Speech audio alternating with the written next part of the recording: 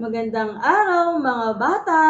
Ang ating aralin ngayong araw ay parirala at pangungusap.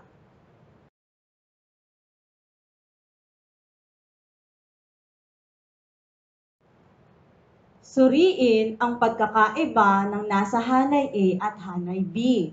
Tara, sabayan ninyo ako sa pagbasa. Sa unang hanay, laro ng lahi.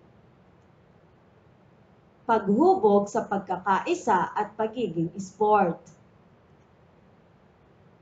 Tagu-taguan, patintero, Jack and Poy. Sa ikalawang hanay naman, ang mga larong sadyang sariling atin ay tinatawag na laro ng lahi. Sinisimbolo ng laro ng lahi ang ating pagiging Pilipino. Ang tagu-taguan, patintero, at Jack and Poy ay ilan lamang sa mga laro ng lahi. Ano ang pagkakaiba ng pangkat ng mga salita sa hanay A, sa hanay B? Kung ang sagot mo ay hindi buo ang mensahe ng nasa hanay A, ay tama ka. Ang tawag dito ay parirala. Tinatawag namang pangungusap ang nasa hanay B dahil nagsisimula ito sa malaking titik at may bantas sa hulihan. Tandaan natin, ang pangungusap ay binubuo ng salita o mga salitang may buong kaisipan o diwa. Ito ay nagsisimula sa malaking titik at nagtatapos sa bantas. Mga bantas na ginagamit sa pangungusap. Una, tuldok. Ginagamit sa pangungusap na nagkukwento o nagsasalaysay. Halimbawa, matalik na magkaibigan sina Melay at Sam.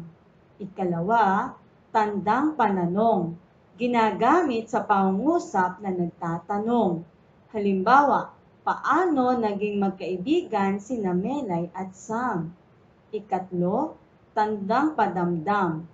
Ginagamit sa pangungusap na nagsasabi ng sobrang saya, kapag takot, o sa iba pang matinding damdamin.